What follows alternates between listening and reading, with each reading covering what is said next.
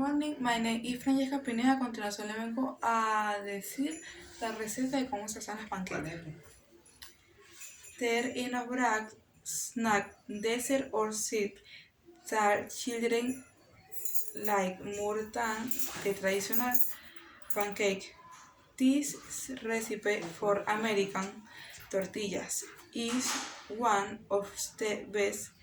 It is easy and quick to make, and you can also accompany it not only with chocolate, strawberry or vanilla syrup, but also with crispy bacon and scrambled eggs American style. Follow the recipe for an omelette with a fluffy texture, also ideal for children's birthdays. Ingredientes: 200 gramos of wet flour, 250 ml whole skimmed milk, 4 eggs, media cup of sugar, 1 tablespoon salt, butter or margarine, 1 salt pizza tips.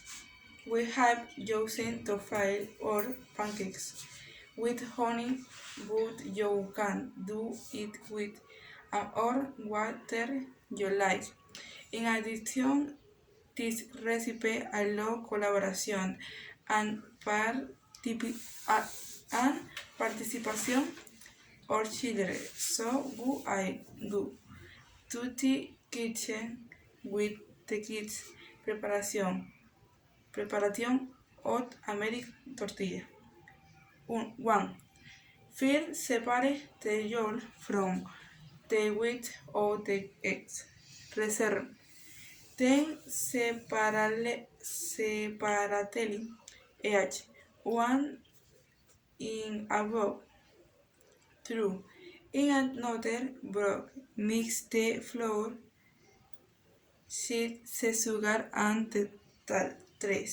In the center of the mixture and the yolks, the butter or margarine, melted and the milk. 4. Mix everything with the help